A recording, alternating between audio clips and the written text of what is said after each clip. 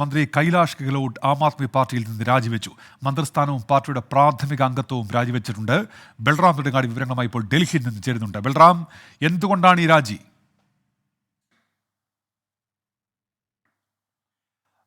ഉന്മേഷ, അപ്രതീക്ഷിതമായ ഒരു രാജ്യപ്രഖ്യാപനമാണ് ഡൽഹി മന്ത്രി കൈലാഷ് ഗെഹ്ലോട്ടിന്റെ ഭാഗത്തു നിന്നും ഉണ്ടായിരിക്കുന്നത്. അദ്ദേഹം പാർട്ടിയുടെ ദേശീയ കൺവീനർ അരവിന്ദ് കെജ്രിവാളിന് നൽകിയ രാജിക്കത്തിൽ കെജ്രിവാളിനെതിരായ ആരോപണങ്ങൾ ഓരോന്നും എണ്ണി പറയുന്നുണ്ട്. പാർട്ടി അതിൻ്റെ പ്രഖ്യാപിത ലക്ഷ്യത്തിൽ നിന്നും വ്യതിചലിച്ചു എന്ന് തന്നെയാണ് അദ്ദേഹം ചൂണ്ടിക്കാണിക്കുന്ന പ്രധാന കാര്യം.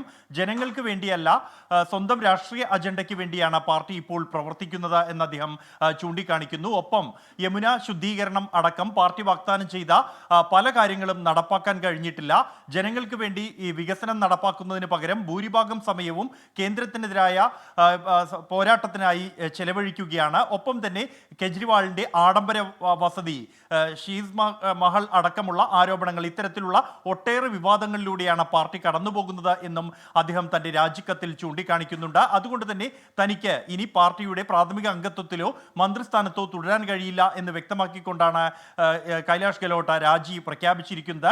കുറച്ചു കാലമായി പാർട്ടി നേതൃത്വവുമായി അദ്ദേഹം അകൽച്ചയിലായിരുന്നു. പ്രത്യേകിച്ചും മുതിർന്ന നേതാവായ കൈലാഷ് ഗെഹ്ലോട്ട് ഇരിക്കെ തന്നെ അതിഷിയെ മുഖ്യമന്ത്രിയാക്കിയതിൽ അതൃപ്തിയുള്ള നേതാക്കളിൽ ഒരാളാണ് കൈലാഷ് ഗെഹ്ലോട്ട്. ഒപ്പം തന്നെ കഴിഞ്ഞ കെജ്രിവാൾ ജയിലിലായിരുന്ന ഘട്ടത്തിൽ അതിഷിയെ ആയിരുന്നു കെജ്രിവാൾ ചുമതലകൾ ഏൽപ്പിച്ചിരുന്നത്. എന്നാൽ ലഫ്റ്റനന്റ് ഗവർണർ VK സക്സേനയാകട്ടെ പതാക ഉയർത്തൽ ചടങ്ങ് അടക്കമുള്ള ഔപചാരികമായ അറിയിപ്പുകൾ നൽകിയിരുന്നത് കൈലാഷ് ഗെഹ്ലോട്ടിനായിരുന്നു എന്നുള്ളതും ഈ ഘട്ടത്തിൽ ശ്രദ്ധേയമാണ്. ഒടുവിൽ അദ്ദേഹം രാജി സമർപ്പിച്ചിരിക്കുകയാണ്. എന്താണ് തുടർന്നുള്ള രാഷ്ട്രീയ നീക്കങ്ങൾ എന്ന കാര്യം കൈലാഷ് ഗെഹ്ലോട്ട് ഇതുവരെയും പ്രഖ്യാപിച്ചിട്ടില്ല. ഈ ഒരു ഘട്ടത്തിൽ എന്താണ് രാജി സമർപ്പിക്കാനുണ്ടായ പ്രകോപനം എന്നുള്ള കാര്യം വ്യക്തമല്ല. പാർട്ടി നേതൃത്വം ഇക്കാര്യത്തോട് ഇതുവരെയും പ്രതികരിച്ചിട്ടില്ല. ഉന്മേഷ്, ബൽറാം, ഇപ്പോൾ ആ രാജിക്കത്ത് അതിൻ്റെ വിശദാംശങ്ങൾ കൂടി പുറത്തു വരുന്നുണ്ടല്ലോ. അദ്ദേഹം അതിൽ ചൂണ്ടിക്കാണിക്കുന്നത് നമ്മൾ നൽകിയ ഒട്ടേറെ വാഗ്ദാനങ്ങളുണ്ട് ജനങ്ങൾക്ക് വേണ്ടി, പക്ഷേ അതൊന്നും നിറവേറ്റാൻ കഴിയുന്ന ഒരു സാഹചര്യം നിലവിലില്ല. രാഷ്ട്രീയമായ തങ്ങളുടെ ആഗ്രഹങ്ങൾ നിറവേറ്റേണ്ടി വരുമ്പോൾ ജനങ്ങൾക്ക് നൽകിയ വാഗ്ദാനങ്ങൾ പാലിക്കാൻ കഴിയാത്ത സാഹചര്യം, യമുനാ നദിയുമായി ബന്ധപ്പെട്ട് ആം ആദ്മി പാർട്ടി ഉയർത്തിക്കാണിച്ച കാര്യങ്ങളൊക്കെ ചൂണ്ടിക്കാണിക്കുന്നുണ്ട്. അതൊന്നും ഇപ്പോഴും നടപ്പാക്കാൻ കഴിയുന്നില്ല എന്നിങ്ങനെ നിരവധി കാരണങ്ങൾ അദ്ദേഹം നിരത്തുന്നുണ്ടല്ലോ ബൽറാം.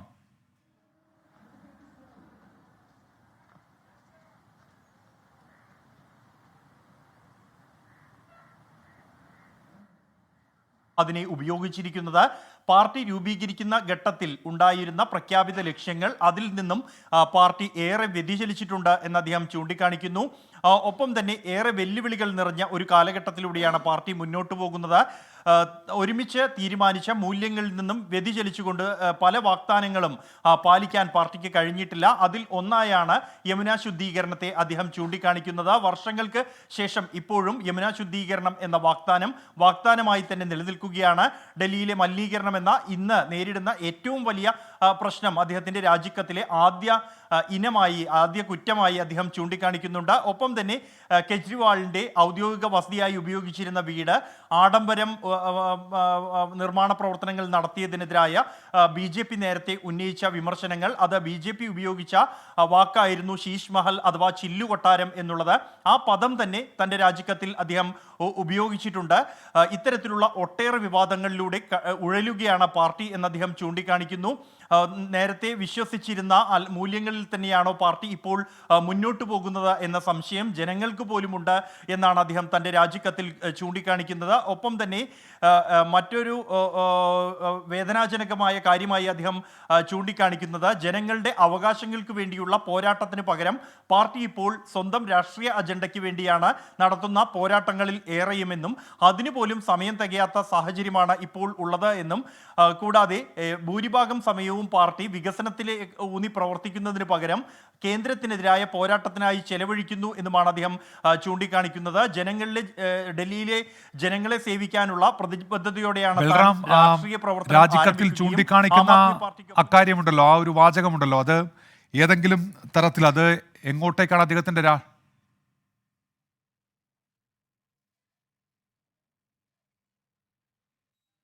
അദ്ദേഹത്തിന്റെ രാഷ്ട്രീയ മാറ്റം എങ്ങോട്ടേക്കാണ് എന്നതിന്റെ ഒരു സൂചനയാണോ ആ വാചകം രാജിക്കത്തിലെ ബൽറാം?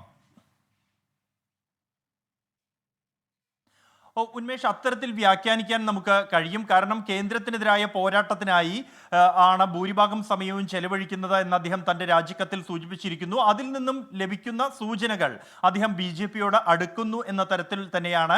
നേരത്തെ തന്നെ BJP പല ആം ആദ്മി പാർട്ടിയുടെ മുതിർന്ന നേതാക്കളെയും സമീപിച്ചതായുള്ള റിപ്പോർട്ടുകൾ ഉണ്ടായിരുന്നു. കൈലാഷ് ഗെഹ്ലോട്ടുമായും BJP നേതൃത്വം ബന്ധപ്പെട്ടതായുള്ള റിപ്പോർട്ടുകൾ നേരത്തെ പുറത്തു വന്നിരുന്നെങ്കിലും പാർട്ടി ഈ നിലവിലുള്ള നേതാക്കളിൽ ആരും തന്നെ MLA-മാരും തന്നെ പാർട്ടി വിട്ടു പോകില്ല എന്ന ഉറപ്പായിരുന്നു കെജ്രിവാൾ അടക്കമുള്ള നേതാക്കൾ പ്രഖ്യാപിച്ചത്. അതിൽ നിന്നും വ്യത്യസ്തമായിക്കൊണ്ട് ഇളക്കം തട്ടിയിരിക്കുന്നു ആം ആദ്മി പാർട്ടിക്ക്. അതിൻ്റെ മുതിർന്ന നേതാക്കൾ തന്നെ ഇളക്കം തട്ടിയിരിക്കുന്നു. അതിൻ്റെ വ്യക്തമായ സൂചന തന്നെയാണ് കൈലാഷ് ഗെഹ്ലോട്ട് എന്ന പാർട്ടിയുടെ സ്ഥാപക നേതാക്കളിൽ ഒരാളുടെ രാജി പ്രഖ്യാപനം. മന്ത്രിസ്ഥാനത്തിനൊപ്പം തന്നെ പാർട്ടിയുടെ പ്രാഥമിക അംഗത്വം ഉൾപ്പെടെ അദ്ദേഹം രാജിവെച്ചു പോകുമ്പോൾ കേന്ദ്ര സർക്കാരിനെതിരായ അനാവശ്യ പോരാട്ടങ്ങൾക്കായി ഭൂരിഭാഗം സമയവും ചെലവഴിക്കുന്നു എന്ന് അദ്ദേഹം സൂചന നൽകുന്നുണ്ട്. ഡൽഹിയിൽ നിയമസഭാ തിരഞ്ഞെടുപ്പിലേക്ക് ഡൽഹി കടക്കുകയാണ് മാസങ്ങൾക്കപ്പുറം. ഈ ഒരു ഘട്ടത്തിൽ കൈലാഷ് ഗെഹ്ലോട്ട് എന്ന മുതിർന്ന നേതാവിൻ്റെ രാജി അത് വലിയ വിവാദങ്ങളിലേക്ക് തന്നെ പാർട്ടിയെ എത്തിക്കും, വലിയ പ്രതിസന്ധി തന്നെ പാർട്ടിയിൽ സൃഷ്ടിക്കുമെന്ന് ഉറപ്പാണ്. ഇതിന് മറുപടി പറയേണ്ട ഉത്തരവാദിത്തം, ജനങ്ങൾക്ക് മുന്നിൽ വിശദീകരിക്കേണ്ട ഉത്തരവാദിത്തം പാർട്ടിക്കുണ്ട്. പ്രത്യേകിച്ച് കെജ്രിവാളിന്റെ ജയിൽവാസം, ഒപ്പം തന്നെ മുഖ്യമന്ത്രി മാറ്റം അടക്കമുള്ള വിഷയങ്ങളിൽ ഇപ്പോൾ ജനങ്ങൾക്ക് മുന്നിൽ വിശദീകരണ യോഗങ്ങൾ കെജ്രിവാൾ സംഘടിപ്പിച്ചുകൊണ്ടിരിക്കുകയാണ്. അതിനിടെയാണ് ഇത്തരത്തിൽ ഒരു മുതിർന്ന മന്ത്രി രാജിവെച്ച് പുറത്തേക്ക് പോകുന്നത്. പാർട്ടിയുടെ പ്രാഥമിക അംഗത്വം ഉൾപ്പെടെ അദ്ദേഹം രാജിവെച്ചിരിക്കുന്നു.